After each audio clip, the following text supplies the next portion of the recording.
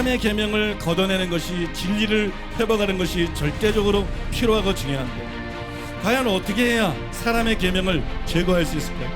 저는 가장 좋은 방법이 개신교 태생의 근거인 칭의의 교리를 재정립하는 겁니다.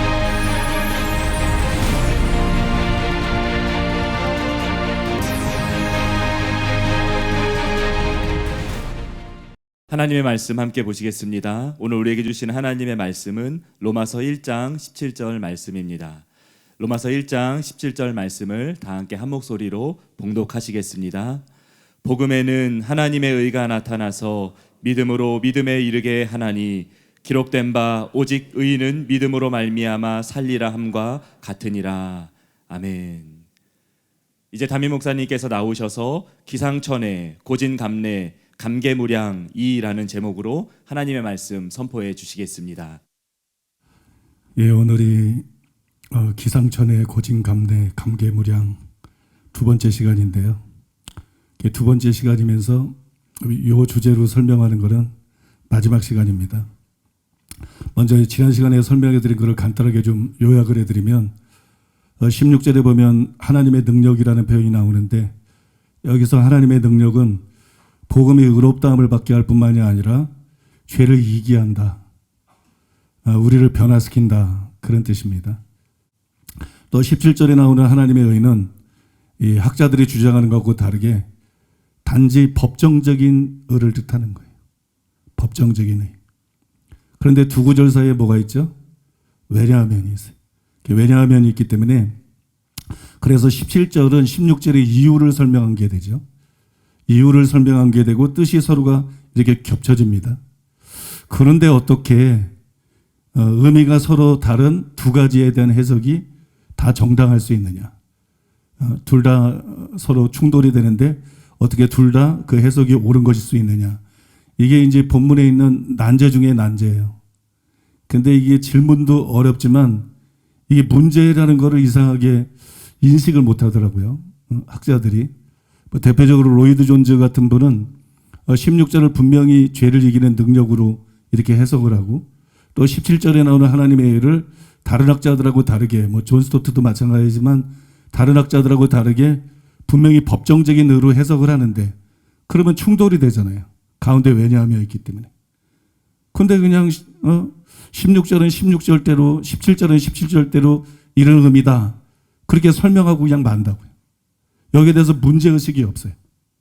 그래서 개별적인 설명을 드리면 맞는 것 같지만 이 접속사 문제를 생각해 보면 두 가지 다를 얘기하고 있는데 그게 사실 모순인 거거든요. 그러니까 이게 성경의 해석이 완성이 안 된 거죠. 그러니까 이걸 우리가 어떻게 해결할 수 있느냐. 지난 시간에 그거를 여러분들에게 설명해 드렸는데 그 키가 뭐였어요? 16절은 포괄적인 설명이고 17절은 디테일한 설명이다. 이 17절은 복음이 하나님의 능력이다. 그 이유 전부를 설명한 게 아니죠. 전부를 설명한 게 아니고 그 이유의 부분을 설명한 거예요. 그래서 16절에 하나님의 능력은 죄를 이기게 하고 변화시키는 것까지 포함을 하고 또 17절에 하나님의 의는 법정적인 의만 뜻한다고 할지라도 이게 서로 모순이 안 되는 거예요. 서로 모순이 되지 않고 완전한 조화가 되는 것입니다. 지난 시간에 여러분들에게 여기까지 설명을 해드렸습니다. 그런데 미처 지난 시간에 시간 관계상 설명해드리지 못한 것이 있는데 사실은 제가 지난 시간에 설명해드린 것에 답이 다 들어있어요. 그래도 이제 사람들은 단편적으로 생각하기 때문에 저에게 이런 질문을 던질 수가 있습니다. 그런데 왜 복음이 우리를 구원하는 하나님의 능력이라고 했느냐? 17절에는 하나님의 의가 단순히 법정적인 의라면 그런데 왜 16절에서 바울이 복음이 우리를 구원하는 하나님의 능력이라고 했느냐? 이 질문에 대한 답은 이미 지난 시간에 설명해 드린 데 나와 있는데요. 16절은 포괄적인 설명이기 때문에 8장에 나오는 설명까지 포함을 하죠. 또 8장에 보면 죄와 사망의 법에서 자유케 하는 생명의 성령의 법에 대해서 바울이 말을 하고 있어요. 그러므로 실제로 복음은 우리를 구원하는 하나님의 능력인 거예요. 그러니까 16절의 표현이 전혀 이상한 표현이 아니고 잘못된 표현이 아니라는 것입니다. 그런데 한 걸음 더 나아가서 저는 8장뿐만이 아니라 칭의에 대한 설명들도 복음이 하나님의 능력이라는 표현하고 모순이 아니다. 그걸 여러분들에게 설명해 드리고 싶어요. 제가 그렇게 생각하는 이유들이 있는데, 먼저 칭의가 없으면 이 복음이 우리를 구원하는 하나님의 능력이 될 수가 없죠. 칭의가 없으면 절대 우리를 구원할 수 없어요. 설사 죄를 이기게 한다, 변화시킨다, 그런다고 할지라도 의롭다함이 주어지지 않으면 복음이 우리를 구원하지 못합니다. 그러므로 법정적인 의도 우리를 구원하는 능력의 일부다, 그렇게 봐야 된다는 거예요. 우리가 이 점을 이해하면 하나님의 의를 단지 법정적으로 이해한 것을 더 잘 우리가 이해할 수가 있습니다. 참고로 구원이라는 게 뭐냐? 이 구원이라고 하는 것은 정죄와 부패 두 가지 문제를 해결하는 거예요. 인간이 타락함으로 말미암아 정죄를 받게 됐어요. 인간이 또 타락함으로 말미암아 마음이 부패했어요. 그래서 죄를 지을 수밖에 없는 그런 존재가 됐잖아요. 이 두 가지 문제가 발생했는데 하나님께서는 예수님을 통해서 이 두 가지 문제를 해결하는 거예요. 이 점을 생각해 볼 때 둘 다를 우리를 구원하는 하나님의 능력으로 보는 것이 조금 더 이상하지 않다는 거예요. 왜 내적인 부패를 해결하는 것만 구원하는 하나님의 능력이냐? 여러분, 정죄의 문제를 해결하는 것도 우리를 구원하는 하나님의 능력의 한 부분이라는 거죠. 그래서 모순이 아니라는 것입니다. 또 칭의는 율법의 행위로는 불가능한 거예요. 로마서 3장 20절 여러분이 너무 잘 알아서 인용할 필요도 없는데, 율법의 행위로는 의롭다함을 받는 게 불가능합니다. 그런데 이 불가능한 것을 가능하게 만드는 것, 이 불가능한 것을 가능하게 만드는 게 칭의예요. 그러므로 하나님의 능력이라는 단어를 칭의에 적용을 해도 이상하지 않다는 거예요. 하나님의 능력이라는 표현이 칭의에도 잘 어울린다는 거예요. 이건 또 로마서 3장 23절에도 잘 나타나 있습니다. 모든 사람이 죄를 범하였음에 하나님의 영광에 이르지 못하더니. 모든 사람이 죄를 범하였음에 하나님의 영광에 이르지 못했다. 하나님의 영광에 이를 수가 없어요. 모든 사람이 죄인이고 모든 사람이 죄를 범했기 때문에 하나님의 영광에 이를 수가 없어요. 하나님의 영광에 가득한 저 천국에 갈 수가 없어요. 하나님 앞에 나아갈 수가 없어요. 영생을 얻을 수가 없어요.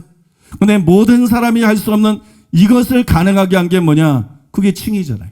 그래서 그 다음 절에 보면 24절에 보니까는 그리스도 예수 안에 있는 속량으로 말미암아 하나님의 은혜로 값없이 의롭다 하심을 얻은 자 되었느니라. 모든 사람이 죄를 범해서 하나님의 영광에 이를 수가 없는데, 이게 불가능했는데 이 불가능한 것을 가능하게 한 것이 칭의다. 그래서 여러분, 칭의에도 얼마든지 하나님의 능력이라는 이 표현이 어울린다는 거죠. 또한 성경에서 바울은 직접 칭의를 하나님의 능력과 연관을 시켰습니다. 로마서 8장 3절로 4절. 율법이 육신으로 말미암아 연약하여 할 수 없는 그것을 하나님은 하시나니 곧 죄로 말미암아 자기 아들을 죄 있는 육신의 모양으로 보내어 육신의 죄를 정하사 육신을 따르지 않고 그 영을 따라 행하는 우리에게 율법의 요구가 이루어지게 하려 하심이니라. 이 구절에 나오는 이 하나님의 능력, 이 하나님의 능력하고 동일한 표현이 나와요. 그 동일한 표현이 뭐냐면 할 수 없는 그것을 하나님은 하신다. 이 문구의 뜻이 두 가지. 먼저 3절에 나오는 곧 죄로 말미암아 자기 아들을 죄 있는 육신의 모양으로 보내어 육신의 죄를 정하사, 이것입니다. 이거를 의미하는 거예요. 많은 학자들이 이 구절을 예수님이 십자가에서 우리 죄를 멸해서 죄의 지배에서 우리를 자유케 하셨다, 혹은 뭐 죄의 권세를 깨뜨리셨다, 이렇게 이제 유명한 학자들이 많이 이렇게 해석을 하고, 이게 이제 요즘 신학계에서 뭐 유행처럼 되고 있어요. 그래서 많은 학자들이 이런 뜻으로 이해를 합니다. 그걸 들어서 아실 거예요. 그러나 저는 그런 뜻이 아니라고 생각해요. 나중에 십자가와 십자가에도 바로 알기 설교를 할 때 설명해 드리겠지만, 여기서 지금 바울이 말하고 있는 것은 단지 대속입니다.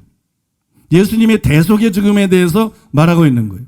지금은 제가 그걸 자세히 설명할 수 없고 굉장히 그 다양한 또 자세한 설명이 요구되는 것이기 때문에 여기서 이걸 설명할 수는 없고, 대신에 학자들의 주장을 몇 가지 여러분들에게 소개해 드리려고 합니다.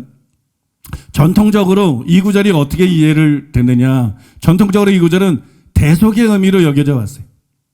지금 학자들이 주장하는 것은 뭐 새로운 주장이에요. 새로운 해석이고 새로운 주장이고 전통적으로는 3절 말씀이 단지 대속의 죽음이다. 예수님의 대속에 대해서 말한 것이다. 그렇게 여겨져 왔습니다.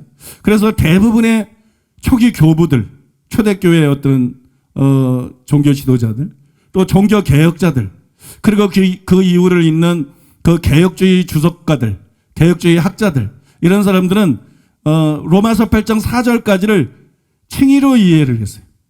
3절뿐만 아니라 4절도 칭의에 대해서 기록한 것이다. 이렇게 이해를 했어요. 예를 들어서 19세기의 가장 대표적인 신학자를 찰스 하즈로 꼽는데, 찰스 하즈가 뭐라 그러냐면은 4절은 성화가 아니라 칭의로 이해해야만 한다.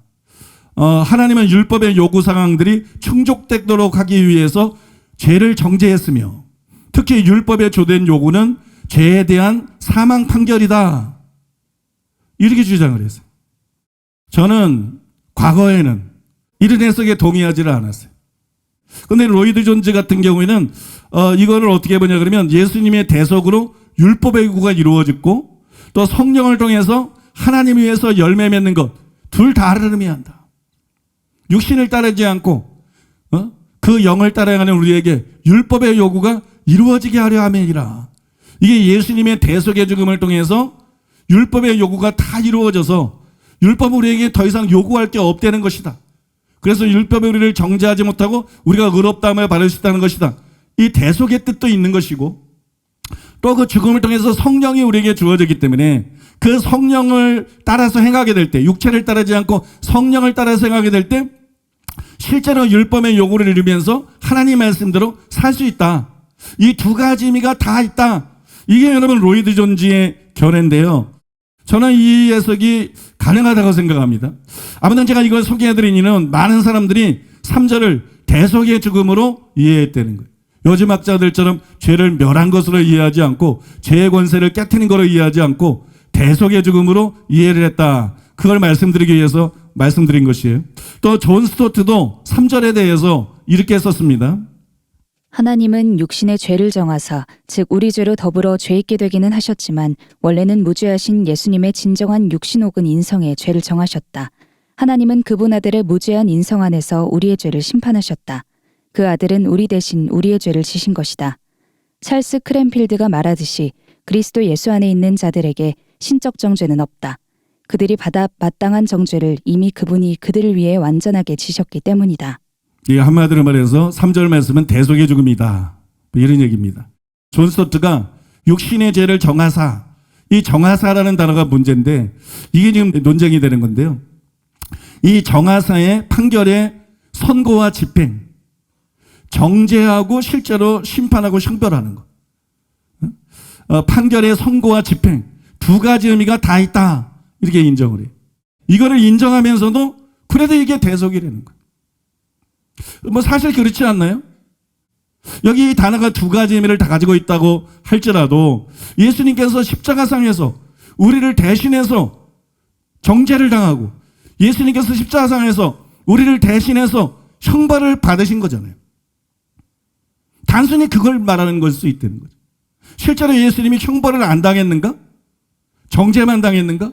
예수님이 십자가상에서 우리의 모든 죄를 짊어지시고 대신 정죄를 받으시고 대신 형벌을 받으신 거잖아요. 그건 두 가지만 의미가 다 있다 할지라도 단순히 그거를 뜻하는 거지 왜 그렇다 그래서 이거를 죄의 권세를 멸한 거로 보느냐. 여러분 그 해석은 정당하지 않다는 것이 저의 일관된 생각이에요. 문은 더 나아가서 단호하게 이렇게 주장을 했습니다. 하나님이 육신에서 죄를 정죄하셨다라고 할 때 바울이 말하고자 하는 것은 무엇인가? 이 용어의 본래 의미를 문맥과 종합해서 볼 때 어떤 사법적 조치임이 틀림없다고 결론지을 수 있다.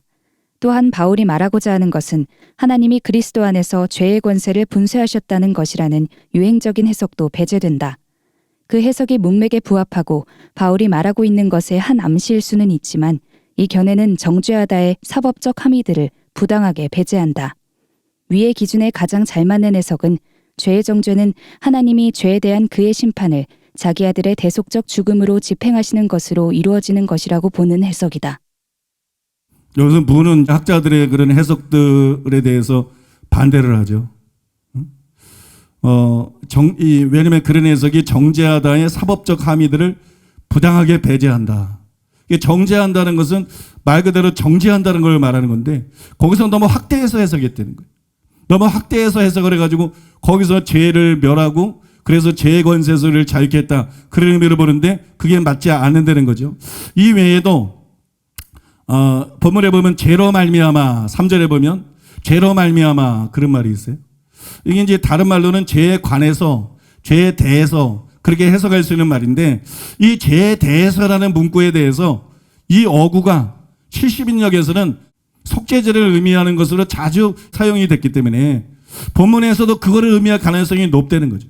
그렇다면 3절이 뭐가 되는 거예요? 그냥 속죄 의미가 된다는 거예요. 예수님의 대속의 죽음을 말한 것이지 정죄를 해결한 걸 말하는 것이지 거기서 무슨 죄의 세력을 멸한 거를 말한 게 아니라는 거죠. 단순히 대속의 죽음으로 받아들여야 된다. 그 다음에 로이드 존즈가 완전주의자들을 상대로 한 말이기는 하지만 이 로이드 존즈의 설명도 이거를 어느 정도 뒷받침해 줍니다. 로이드 존즈가 이렇게 말했어요. 만일 죄가 우리 안에서 멸하여졌다면 어째서 사도가 8장 12절 13절에서 이렇게 말해야만 했습니까? 정말 8장 3절에서 육신의 죄를 정하사가 죄를 멸한 것을 의미한다면 십자가를 통해서 죄를 멸한 것을 의미한다 그러면 8장 12절 13절에 이렇게 기록될 리가 있느냐? 거기 뭐라 기록되어 있습니까? 그러므로 형제들아 우리가 빚진 자로 돼 육신에게 져서 육신대로 살 것이 아니라 너희가 육신대로 살면 반드시 죽을 것이로되 영으로서 육신의 행실을 죽이면 살리니 이렇게 기록이 되어 있어요. 아니 육신을 멸했는데 이런 말이 왜 표현하냐? 육신을 멸했는데 왜 육신대로 살면 안 된다고 말해요? 육신을 멸했으면 해결된 거 아니냐? 그러니까 거기서 정말 멸한 거라면 바울이 이렇게 말을 할 리가 없다. 그렇게 말하는 거예요. 또 그가 뭐라고 말하냐면 죄는 분명히 우리 안에서 멸해지지 않았다. 바꿔 말해서 육신은 우리 안에서 멸해지지 않았다. 그러면서 로마서 6장 12절을 인용을 해서요. 그러므로 너희는 죄로 너희의 죽을 몸에 왕노릇하지 못하게 하여 몸의 사역을 순종치 말고. 만약에 육신이 거기서 멸해졌다 그러면 몸의 사역에 문제가 될 게 뭐가 있느냐? 죄는 여전히 우리에게 문제다. 육체의 사역이 여전히 우리들 속에 있다. 여전히 우리는 이걸 제어해야 되고 싸워야 되고 이겨야 된다. 이게 완전히 해결된 것이 아니다. 뭐 그렇게 말을 하는 거예요. 물론 여러분 학자들의 책을 많이 읽어보고 과거에 또 설교를 들은 분들은 아시겠지만 뭐 학자들은 이걸 임의와 아직의 관계로 그렇게 풀어나가려고 그래요. 죄가 멸해지기는 했는데 그냥 권세가 깨뜨려진 거지. 그러니까 죄의 문제가 여전히 있다. 근데 이게 말이 안 되니까 모순이 되니까 그걸 갖다 끌어들여서 그렇게 설명을 하고 있는 거지. 그 설명이 충분하지가 않습니다. 그 설명이 충분하지가 않아요. 또 하나 이제 로이드 존즈가 자기 나름대로 결정적이라고 생각하는 하나의 논증을 거기서 소개를 했는데 그거는 육신의 죄를 정하사 이걸 한번 깊이 생각해 보려는 거예요. 여기 정하사 이 단어가 1절에도 나와요. 1절에 나오는 단어하고 같은 단어인데 1절에 뭐라고 하냐면 그리스도 예수 안에 있는 자에게는 결코 정죄함이 없나니 이렇게 기록되어 있어요. 정죄함 이게 그 단어예요. 3절에 나오는 정하사하고 이 1절에 나오는 정죄함이 없다. 이 정죄라는 단어가 같은 단어예요. 왜 1절에서 정죄라고 번역했을까요? 정죄를 뜻하니까. 근데 왜 같은 단어가 1절에서 분명히 정죄를 뜻했는데 3절에서는 왜 이게 예수님이 십자가상에서 우리를 위해서 대신 정죄를 당하고 형벌을 당함으로 우리 죄를 짊어지신 것이 아니라 그거를 넘어서서 죄를 멸했다고 자꾸 주장을 하느냐. 죄를 멸했고 죄의 권세에서 우리를 자유케 했다고 보느냐. 여러분 그것이 정당하지 않다는 거죠. 상당히 일리가 있지 않나요 여러분? 아무튼 3절은 하나님이 십자가를 통해서 죄의 권세를 분쇄하셨다. 그런 뜻이 아니에요. 3장에 5장에 설명한 아브라함의 복, 즉 의롭다함의 근거인 대속을 뜻하는 것입니다. 또한 이 구절에 하나님의 능력과 동일한 로마서 8장 3절 4절에서 하나님의 능력과 동일한 할 수 없는 그것을 하나님은 하시나니는 4절을 받고 있어요. 4절에 보면 육신을 따르지 않고 그 영을 따라가는 우리에게 율법의 요구가 이루어지게 하려 하심이니라. 이걸 뜻하는 거예요. 성령의 약속을 뜻한다는 겁니다. 거듭나게 하시고 거룩하게 하시는 성령의 사역을 뜻하는 것입니다. 하나님은 이 두 가지를 통해서 율법이 할 수 없는 것을 하십니다. 율법은 우리를 구원 못해요. 우리는 율법 행위로 의롭다함 받을 수 없어요. 그 율법이 할 수 없는 것, 이 율법이 할 수 없는 것을 하나님이 이 두 가지를 통해서 하는 거예요. 하나님 예수님을 통해서, 하나님 성령님을 통해서 하시는 것이 이 두 가지를 통해서 불가능한 것을 가능하게 하십니다. 그러므로 여러분, 로마서 1장 16절에 하나님의 능력은 8장에서 설명한 성령님과만 관계가 있는 게 아니에요. 이 두 가지를 통해서 불가능한 것을 가능하기 때문에 예수님의 십자가 대속을 통해서 우리에게 주어지는 하나님의 의와도 칭의와도 관계가 있는 것이에요. 여러분 믿습니까? 그래서 그 표현이 이상하지 않다는 것입니다. 그런데 어떤 사람들은 8장 3절에 보면 육신으로 말미암아 연약하여 할 수 없는 그것, 이런 문구가 나오기 때문에 이 구절은 로마서 7장에 나온 것처럼 몸 안에 있는 죄의 법 때문에 말씀대로 살 수 없다는 것을 말하는 것이지, 그래서 말씀대로 살 수 없다는 것을 말하고 그런 우리가 어떻게 해야 말씀대로 죄를 이기고 말씀대로 살 수 있는가, 그거를 보여주는 것이지 칭의하고는 무관한 내용이다, 이렇게 반박할 수 있겠죠. 이런 반론을 제기할 수가 있습니다. 그런 분들에게 제가 해드리고 싶은 말씀은 뭐냐 그러면 성경을 좀 똑바로 읽어보라는 거예요. 로마서 3장 20절에 보면 이런 말씀이 있어요. 그러므로 율법 행위로 그의 앞에 의롭다 하심을 얻을 육체가 없나니. 그래서 여기 또 육체가 나와요. 율법 행위로 그 앞에 의롭다 하심을 얻을 수 있는 육체가 없다. 왜 우리가 율법 행위로 의롭다함을 못 받아요? 육체 때문이라는 거예요. 육체 때문에. 그 다음에 갈라디아서 2장 16절에도 율법 행위로서는 의롭다 하심을 얻을 육체가 없느니라. 그래서 사람이라고 안 그러고 육체가 없느니라. 역시 육체를 말하고 있어요. 바울이 로마서 7장에서 설명한 것처럼 사람은 육체 때문에 죄를 이길 수 없어요. 육체 때문에 말씀대로 살 수가 없어요. 그러나 이것만 사실이냐? 아니라는 거예요. 육체 때문에 말씀대로 살 수 없기 때문에 율법 행위로는 의롭다 하심을 얻을 수가 없다는 것입니다. 그것도 사실인 거예요. 7장이 말하는 것처럼 육체 때문에 말씀대로 살 수 없어요. 바로 그것 때문에 3장 20절에 말하는 것처럼 율법 행위로는 의롭다 하심을 얻을 육체가 없는 거예요. 이해가 되십니까 여러분? 이게 여러분 육체라는 말이 두 가지에 다 통용되고 두 가지에 다 통하는 것이 되는 것입니다. 율법이 할 수 없는 게 뭐죠? 단순히 성화가 아니라는 거예요.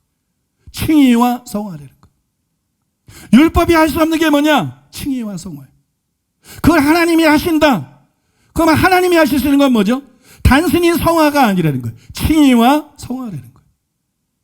율법이 할 수 없는 것도 칭의와 성화고 하나님이 할 수 있는 것도 칭의와 성화입니다. 그래서 존 스토트가 이렇게 말했어요. 바울이 단언하는 첫 번째이자 근본적인 진리는 하나님이 율법이 할 수 없는 그것을 하셨다는 것이다. 율법은 의롭다 할 수도 성화시킬 수도 없었다. 왜 그런가? 율법은 육신으로 말미암아 연약하기 때문이다. 그런데 죄로 인해 연약해진 율법이 할 수 없는 일을 하나님은 하신다. 그분은 우리의 칭의와 성화 두 가지 모두를 준비하셨다. 첫째로 자신의 아들을 보내셨다. 3절에는 그분의 성육신과 속죄 사역이 암시되어 있다. 그러고 나서 그분의 영을 보내셨다. 이 성령의 내주하시는 권능을 통해 우리는 율법의 요구를 이룰 수 있게 된다. 이처럼 하나님은 자신의 아들을 통해 우리를 의롭다 하시며 자신의 영을 통해 우리를 성화시키신다. 율법이 할 수 없는 걸 하나님이 하시는데 한마디로 말해서 뭐냐? 하나님은 예수님을 통해서 우리에게 의롭다함을 주시고 성령님을 통해서 우리를 거룩하게 하신다. 믿습니까? 이게 율법이 할 수 없는 걸 하나님이 한 거예요. 율법이 할 수 없는 게 뭐예요? 구원이에요. 바로 하나님의 율법이 할 수 없는 그런 구원의 역사를 이루시는 거예요. 그러므로 이 로마서 8장 3절에 율법이 육신으로 말미암아 연약하여 할 수 없는 그것을 하나님은 하시나니, 이 말씀은 죄를 이기는 거랑만 관계가 있는 것이 아니라 칭의와도 관계가 있는 것이에요. 이렇게 칭의와도 관계가 있기 때문에 로마서 1장 16절에 하나님의 능력은 성령의 약속뿐만이 아니라 의롭다 하심에도 사용이 가능한 표현이죠. 그래서 우리를 죄에서 실제로 이기게 하는 것은 로마서 8장 한참 뒤에 나오지만, 아니 지금 16절이 하나님의 능력이라 그랬고 복음이 17절에 왜냐하면 있으니까 하나님의 의도, 우리를 구원하는 하나님의 능력을 부분이라도 설명하는 것이 돼야 되는데, 과연 하나님의 능력이라는 표현을 사용한 게 가능한 것이냐, 또 하나님의 의를 법정적인 의로만 보는 것이 가능한 것이냐. 제가 그렇게 해석을 했고 다 설명해 드렸잖아요. 그것이 여러분 가능하다는 것입니다. 그것이 여러분 정당하다는 것이에요. 그러니까는 지난 시간하고 오늘에 이어서 나머지 마무리까지 여러분에게 설명해 드린 그 16절과 17절에 대한 해석, 이것이 뭐예요? 옳다는 것이. 그것이 성경적인 것이고 그것이 옳은 해석이라는 것을 알 수가 있다는 것입니다. 여기까지가 여러분 17절에 대한 해석이에요. 16절과 17절 사이에서 일어난 충돌에 대한 답변, 그리고 이제 그 해석이 여기까지입니다.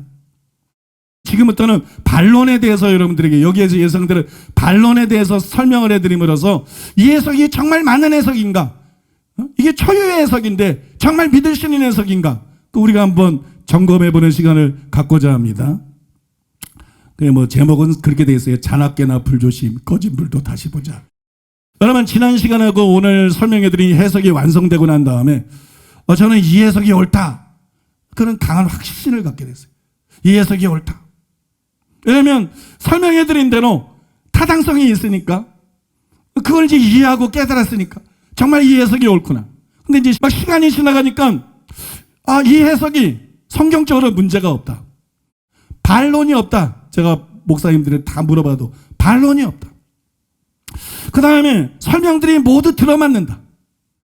그렇지만 과연 바울이 로마서 1장 16절에서 복음이 하나님의 능력이라는 말을 할 때 과연 로마서 8장까지 그렇게까지 멀리 내다보고 그 말을 했을까? 과연 그렇게까지 멀리 내다보고 이 말을 했을까? 이런 의문이 막 들어오는 거야, 내 스스로. 그런 의문이 막 스물스물 기어 올라오는 거야, 내 속에서. 그래서 제가 고민하다가 최근에 수양관에 갔을 때 이 문제에 대해서 확실하게 하라고, 내가 확실한 답을 알아야 되겠다. 그래서 이제 로마서 1장을 묵상하기 시작했어요. 맨 처음에는 이제 머릿속에서 성경 구절을 떠올리면서 막 묵상하고 있어요. 뭔가가 이제 또 단서가 떠올리고 깨달으면서 이제 성경을 펴서 읽으면서 또 확인하고, 진짜 맞나 문맥을 통해서 확인하고 정리하면서 그렇게 읽기 시작했어요. 감사하게도 하나님께서 그날 만족할 만한 깨달음을 주시더라고요. 이런 의문은 정당한 의문인데, 누군가를 할 수도 있는 의문인데 여기에 대한 만족할 만한 깨달음이 왔어요. 그걸 여러분들에게 이미 여러분들에게 해드린 설명들과 함께 정리를 해서 여러분들에게 설명해 드리고자 합니다. 먼저 이미 해드린 설명에 드러나 있는 제 해석이 타당하다는 증거들부터 먼저 말씀을 드리겠습니다. 그 다음에 수양관에서 깨달은 것을 추가로 거기에서 말씀을 드려서 이 해석이 과연 성경적인 거 바른 해석이라는 것을 여러분들에게 증명하고자 합니다. 첫째로 15절이 그 증거예요. 15절에 보면 이렇게 기록되어 있죠. 나는 로마에 있는 너희에게도 복음을 전하기를 원하노라. 바울이 기존 신자인 로마 교회 성도들에게 복음을 전하기 원했습니다. 그런데 기존 신자들에게 복음을 전할 때 어떻게 하겠어요? 주 예수를 믿으라 이러겠어요? 아니면 회개하고 복음을 믿으라 이러겠어요? 그게 아니라 복음에 대해서 자세히 설명하겠죠. 그죠? 복음에 대해서 구체적으로 자세히 설명을 할 것입니다. 당연하죠. 그러므로 17절부터 8장까지 복음을 자세히 설명한 것이라는 저의 견해가 옳다는 것이. 지금 바울은 복음 전하고 있는 게 아니다, 불신자들에게. 이미 믿는 사람들에게 복음을 설명하고 자세한 설명이기 때문에 17절이 단순히 복음을 다 말한 게 아니다. 17절부터 8장까지가 복음을 설명한 것이다. 또 여러분 이 구절들의 해석의 키가 뭐였죠?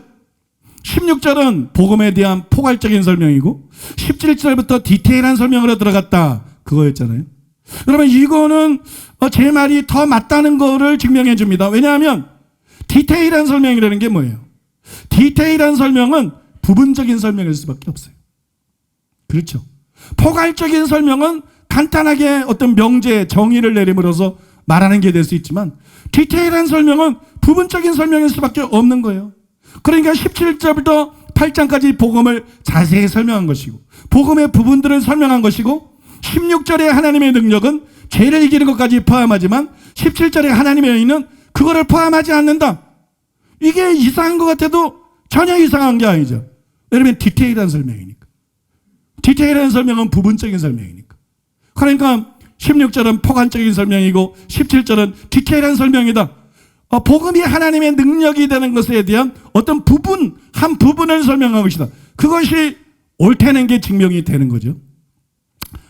둘째로는요, 16절이 또 그 증거입니다. 내가 복음을 부끄러워하지 아니하노니 이 복음은 모든 믿는 자에게 구원을 주시는 하나님의 능력이 됨이라. 여기 이제 구원이라는 단어가 나오는데 이 단어에 주목을 해야 되는데요. 복음은 우리를 구원하는 하나님의 능력이. 복음이 우리를 구원하기 때문에 중요한 거예요. 근데 구원이 뭐죠? 구원이라는 게 뭐예요? 구원은 칭의, 성화, 영화 모두를 포함하는 것입니다. 구원은 단순히 의롭다함이 아니에요.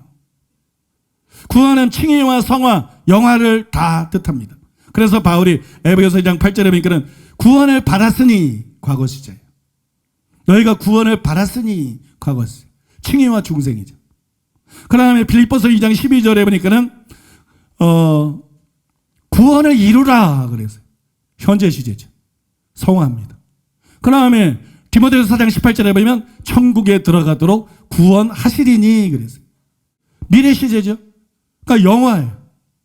근데 다 구원이라 그랬어요. 셋 다 구원이 칭의도 구원이고 성화도 구원이고 영화도 구원이고.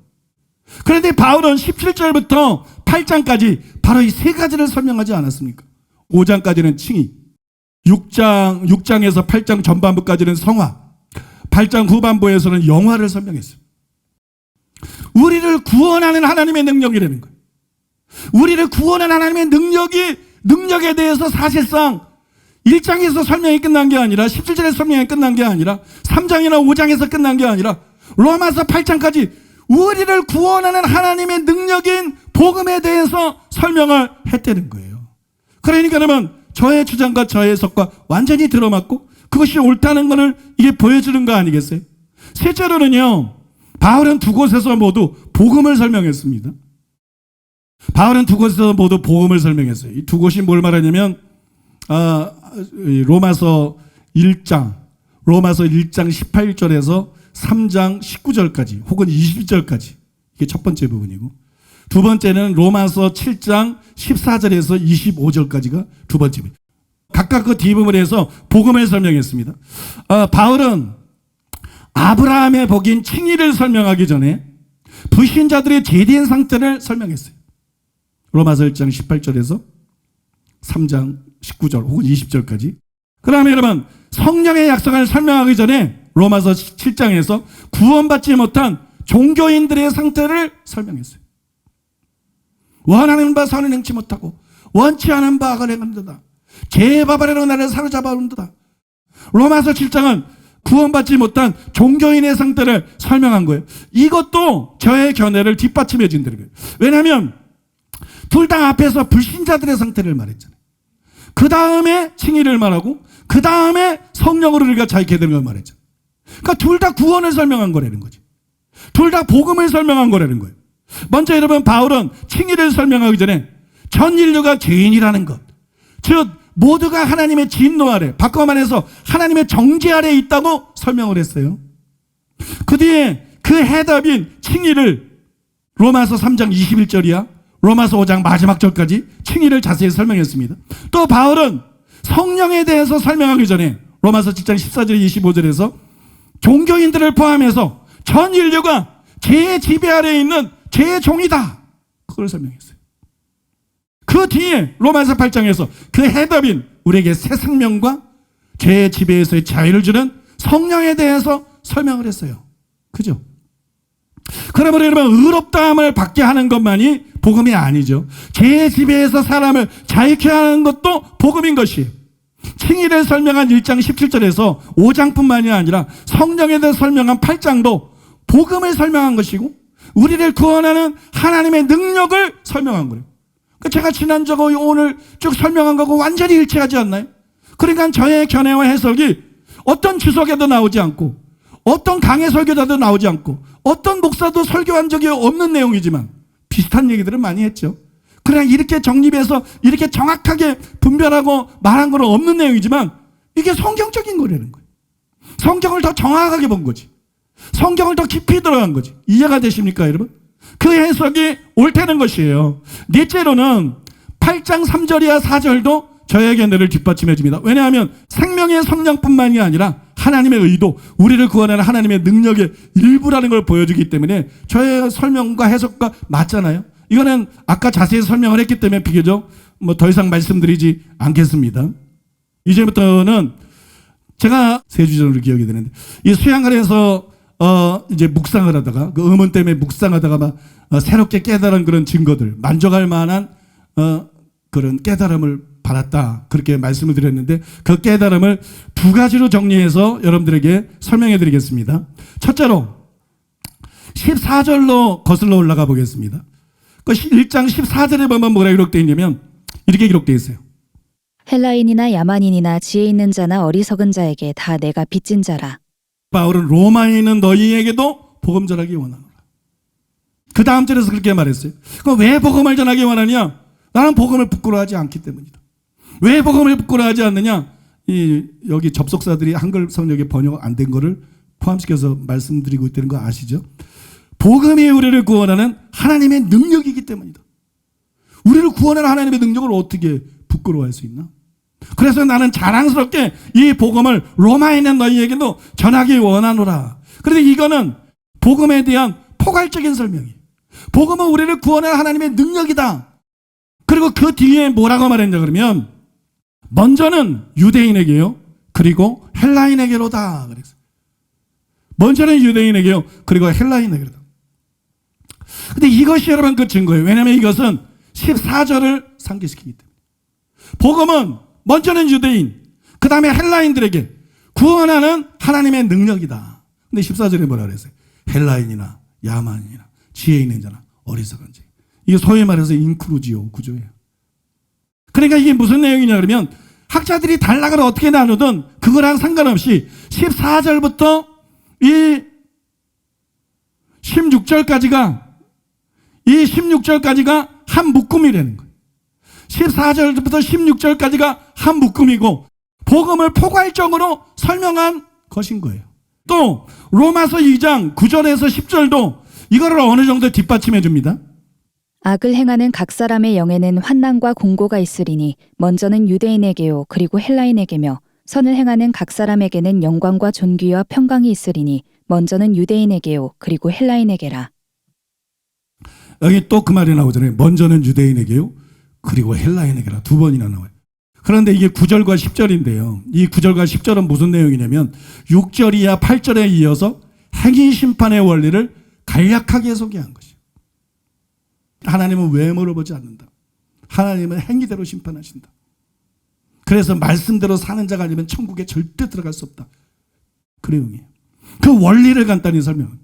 그 다음에 11절이야 29절까지 2장 전체를 하려 해가지고 바울이 설명한 게 뭐예요? 행위심판에 대해서 설명한 겁니다. 앞에서 원리를 말하는 행위심판에 대해서. 지금 말씀을 알기만 하지 말고 말씀을 반드시 지켜야 된다. 믿습니까? 그런 사람만 이면적 유대인이고 그런 사람이 진짜 마음의 할례를 받은 사람이고 그런 사람이 진짜 하나님의 백성이고 그런 사람이고 천국 간다는 것을 자세히 설명을 했어요. 근데 똑같은 문구가 16절에도 나와요. 그리고 16절도 이와 구조가 똑같다는 것이 바울은 16절에서 복음은 우리를 구원하는 하나님의 능력이다. 그러니까 행위 심판의 원리를 설명한 것처럼 복음에 대해서 간단하게 포괄적으로 정의를 한 거예요. 그 다음에 17절부터 8장에 이르기까지 실제로 우리를 구원하는 하나님의 능력이는 그 복음의 내용, 의롭다함과 성령의 약속에 대해서 자세히 설명을 한 것이에요. 이런 구조를 서로 이렇게 비교해 볼 때 16절은 복음을 포괄적으로 정의한 것이 틀림이 없다는 것이에요. 그 후에 17절부터 바울은 복음은 뭐다 이렇게 안 해요. 복음에는 그 복음을 실제적으로 이제 구체적으로 설명하기 시작하는 거예요. 복음은 하나님의 능력인데 복음에는 하나님의 의가 나타나서 믿습니까? 이제 복음을 이제 자세히 설명하기 시작합니다. 그리고 그 주제가 하나님의 의를 딱 던져놨어요. 복음이 왜 우리를 구원하는 하나님의 능력인가? 첫째로 무엇보다도 하나님의 의 때문이다. 믿는 자에게 주어지는 의롭다 하심 때문이다. 예수님의 십자가를 통해서 주어지는 대속의 죽음을 통해 주어지는 그 법정적인 의 때문이다. 믿습니까? 그 다음에 그 법정적인 의, 즉 의롭다 하심을 5장까지 계속 설명했어요. 로마서를 읽어보면. 그 다음에 그리고 하나님의 능력과 더 직접적인 관계가 있는 순종 혹은 성령에 대한 설명은 6장에서 8장까지 계속됩니다. 여러분, 그러니까는 제가 지난주에 설명해드린 그대로라는 거죠. 제가 전에 설명해드린 그대로고 그것이 옳다는 것이. 그런데도 또 이런 질문이 있을 수 있어요. 그러나 바울이 복음이 하나님의 능력이라는 것을 정말 이렇게 두 단계로 설명했을까? 그렇게 보는 것이 가능할까? 또 그렇게 보는 것이 정당할까? 그렇게 보는 것이 정말 정확한 관점일까? 정확하게 본 것일까? 그것이 정말 정확한 해석일까? 제가 이제 그 문제를 가지고 고민을 하다가 5절을 통해서 답을 얻었어요. 5절에 보면 이렇게 기록되어 있어요. 그로 말미암아 우리가 은혜와 사도의 직분을 받아 그의 이름을 위하여 모든 이방인 중에서 믿어 순종하게 하나니, 이렇게 되어 있어요. 이게 5절에 나오는 얘기예요. 우리가 다른 건 16절, 17절이고 5절에 믿어 순종하게 하나니. 믿어 순종하게 하나니가 뭐죠? 바울이 복음을 전하는 목적입니다. 우리는 자꾸 요새 전도 열심히 하는 분들이 장점이 있고 단점이 있어. 전도 열심히 하는 거는 장점이야. 근데 왜 결신 기도시키려고 전도해? 결신 기도시키려고. 그냥 믿게 하려고 전도해. 그러나 바울은 그러지 않았어요. 바울은 왜 복음을 전하느냐? 믿어 순종하게 하기 위해서 전도했어. 바울은 예수님이 명령한 그대로 했어. 너희는 모든 족속으로 제자를 삼아 내가 너에게 분부한 모든 것을 가르쳐서 지키게 하라. 여러분, 이걸 확실히 하셔야 돼. 믿게만 하는 교회들이 너무 많아. 믿게만 많은 설교자들이 너무 많아. 예수님은 뭐라 했어요? 내가 너에게 분부한 모든 것을 가르쳐서 지키게 하라. 가르쳐서 지키게 하라. 지키게 하라. 근데 지키는 거는 기도하지 않으면 안 돼. 맨날 설교만 듣고 성경 공부하고 큐티만 한다고 돼. 기도해야 돼. 믿습니까? 성령 받아야 돼. 성령을 의지해야 돼. 여러분, 이게 여러분들에게 주어지는 분별력이에요. 예수님이 제자들 보고 뭐라 그랬나? 강해 설교하고 제자 훈련하고 큐티 해가지고 말씀 잘하고 믿게 하라 이랬나? 내가 너에게 분부한 모든 것을 가르쳐서 지키게 하라. 근데 목사가 어떻게 지키게 해? 성령만이 할 수 있어요. 성령만이 도와줄 수 있어요. 성령만 이기게 할 수 있어요. 여러분, 말씀 배우는 거 반, 기도하는 거 반이래야 되는 거예요. 말씀 배우고 어떻게 살아주고 또 어떻게 우리가 말씀 들어 살아? 기도해야 되는 거예요. 하나님께 무릎 꿇고 기도해야 되는 거예요. 여러분, 기도 안 하고 그렇게 예배만 나오면 안 돼. 매일 기도하십니까? 기도 시간이 정해져 있습니까? 날마다 기도하십니까? 여러분, 하다못해 30분이라도 시작하시고 최소한 1시간은 하시고 2시간도 하시고 3시간도 하시고 여러분 정해서 기도해야 돼요. 살기 위해서 기도해야 돼요. 살기 위해서. 죄를 이기기 위해서 기도해야 돼요. 믿습니까? 죄를 이기기 위해서 기도해야 돼요. 천국 가기 위해서 기도해야 돼요. 좀 심하게 말하면 지옥 안 가기 위해서 기도해야 돼요. 여러분, 기도하기를 결단하고 기도하는 여러분 되시기를 예수님의 이름으로 축복합니다. 여러분, 여기에 나오는 믿음의 순종체 하나님, 바울이 복음을 전한 목적을 기록합니다. 이게 우리가 복음을 믿을 때 일어나는 일이에요. 믿어 순종체 하나님. 진짜 회개하고 참 믿음에 가린 자에게 일어나는 일이에요. 이게 우리 믿을 때 일어나는 일이고, 복음이 우리를 구원하는 하나님의 능력이라는 것을 다른 말로 표현한 것이기도 합니다. 그러므로 당연히 하나님의 의뿐 아니라 믿어 순종케 하나라는 말은 성경의 약속을 포함하고 있는 표현인 것이에요. 그런데 17절에 하나님의 의, 즉 친일을 설명한 것만으로는 이와 같은 복음에 대한 설명으로 역부족인 거예요. 복음은 단순히 믿게 하는 게 아니기 때문에. 복음은 단순히 믿게 하는 게 아니라 믿어 순종케 하는 것인데, 친일을 설명한 거 가지고 이 믿어 순종케 하는 복음에 대한 설명으로 충분한가요? 그렇지 않죠. 5장까지뿐만이 아니라 6장이야 8장의 설명이 반드시 필요한 거예요. 성령에 대한 설명이 반드시 필요한 거예요. 이해되십니까? 그래야 이런 결과가 도출이 되기 때문에, 그래야 믿어 순종케 하는 일이 실제로 일어나기 때문에. 이해가 되십니까? 칭의를 설명한 1장 17절에서 5장까지뿐만이 아니라 6장이야 8장도 복음이 우리를 구원하는 하나님의 능력이라는 것을 설명한 것이다. 이런 저의 견해하고 완전히 일치되지 않나요? 믿습니까? 그러므로 여러분, 복음은 실제로 8장까지 설명한 것입니다. 믿습니까? 우리를 구원하는 능력을 실제로 8장까지 설명한 것이고, 17절은 여러분 디테일한 설명으로 들어간 것이고 부분적인 설명인 것이고, 제가 여러분들에게 설명해드린 그 모든 것이 옳다는 것이 이걸 통해서 또 한 번 드러나는 것이. 이제 마지막으로 두 번째죠. 한번 따라해 볼까요? 16절과 17절에 왜냐하면은 똑같은 것이 아니다. 로마서 1장 16절이야 18절에는 왜냐하면이 연거푸 나옵니다. 16절에 두 번, 17절에 한 번, 18절에 한 번. 왜냐하면 이렇게 원거푸 나오는데 우리 한국말 성경에는 번역이 안 되어 있습니다. 연거푸 나오고 각각 이 왜냐하면 후에 전절의 이유를 설명을 했어요. 왜냐하면 그러면서 앞절에서 말한 그 이유를 그 뒤에 이렇게 설명을 했어요. 그런데 17절에서 이게 왜냐하면이 딱 끝나버리면 좋은데, 그러면 복음이 우리를 구원하는 하나님의 능력이 된 거를 17절이야 8장까지 설명한 거야. 이렇게 설명하기 좋은데, 17절에서 왜냐하면이 끝나면 좋은데 18절에도 왜냐하면이 나와. 그게 잘라지는 느낌이 든다는 거죠. 18절에도 왜냐하면이 나와. 그래서 17절에서 앞절의 이유를 다 설명한 것이다. 이렇게 생각하기가 쉬워요.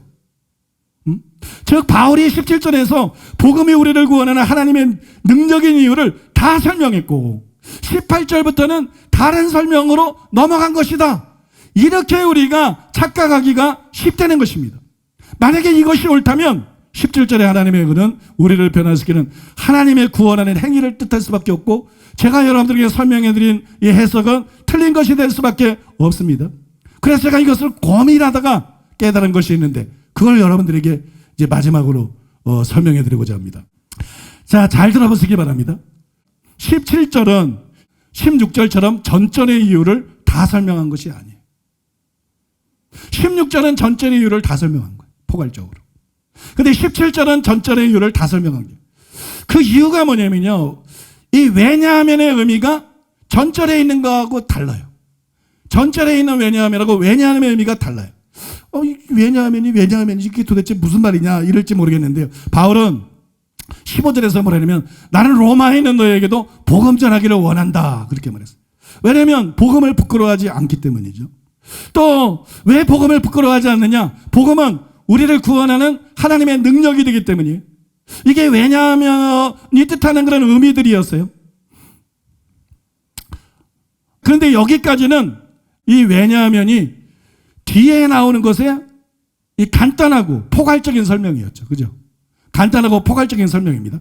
그러나 17절에 왜냐하면은 17절에 왜냐하면 복음에는 하나님이 나타나서부터는 디테일한 설명이에요. 설명해드린 대로 디테일한 설명. 즉 16절의 두 왜냐하면은 포괄적인 설명을 위한 왜냐하면, 그러나 17절의 왜냐하면은 디테일한 설명을 하기 위한 왜냐하면. 같은 겁니까? 다른 겁니까? 문자는 같은데 차이가 있다는 말이에요. 또 18절의 왜냐하면은 디테일한 것을 더 디테일하게 설명하기 위한 왜냐하면. 왜?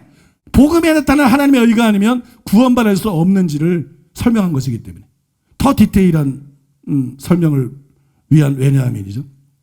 그러면 우리가 이렇게 문자만, 성경의 문자만 보면 같은 왜냐하면처럼 보이지만 이 왜냐하면이 서로 같은 게 아니라는 거예요.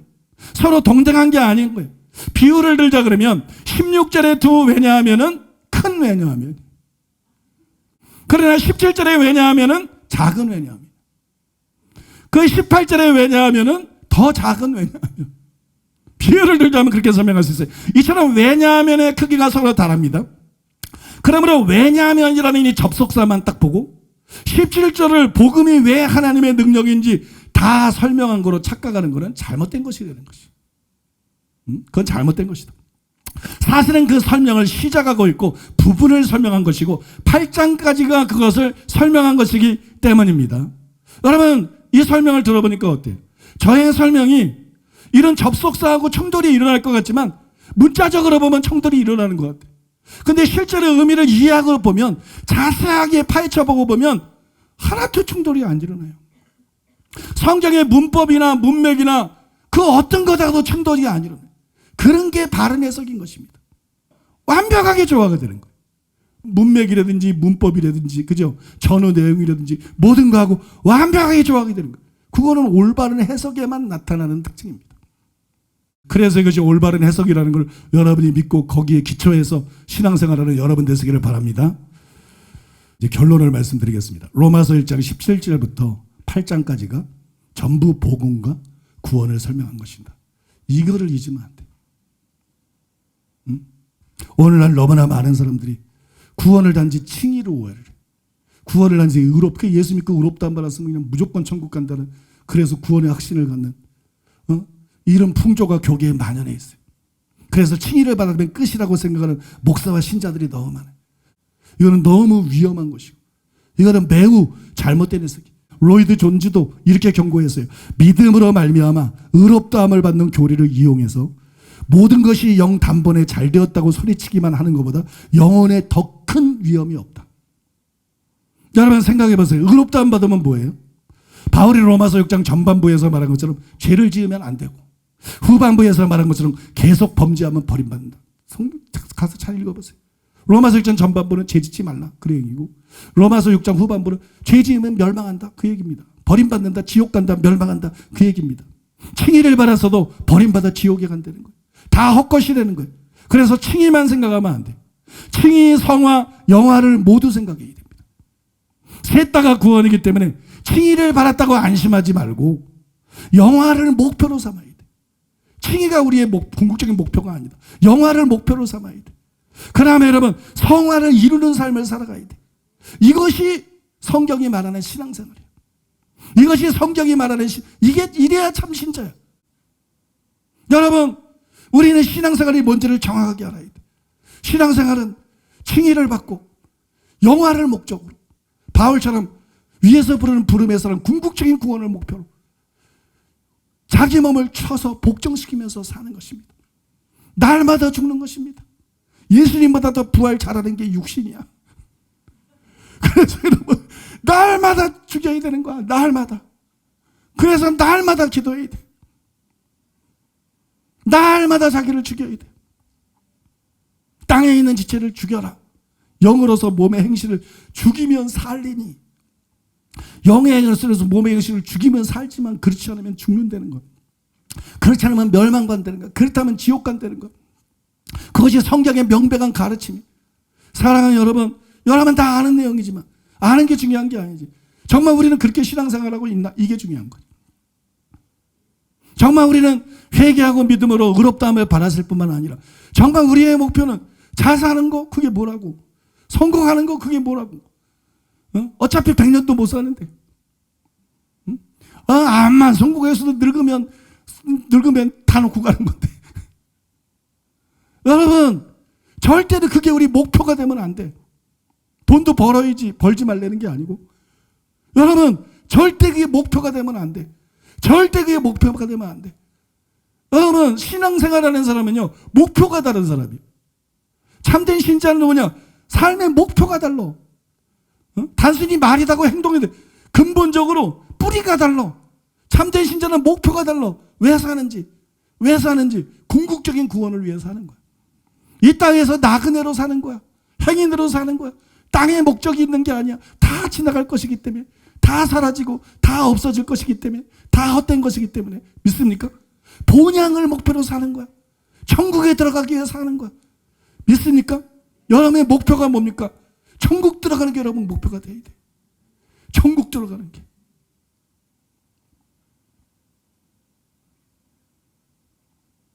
천국 들어가는 게 여러분 목표가 돼야 돼. 그래서 어떻게 살아야 되겠어요? 자기 몸을 쳐서 복종시키며 날마다 자기를 죽여야 돼. 육신의 정력 죽여야 됩니다. 안목의 정력 죽여야 됩니다. 땅에 있는 지체들 죽여야 됩니다. 설기도 죽여야 됩니다. 욕심도 죽여야 됩니다. 게으름도 죽여야 됩니다. 믿습니까? 날마다 자기를 죽여야 돼. 날마다 자기를 죽이는 삶을 사는 여러분 되시기 바랍니다. 하나님을 사랑하는 여러분 되시기 바랍니다. 서로 사랑하는 여러분 되시기 바랍니다. 원수도 사랑하고 용서하는 여러분 되시기 바랍니다.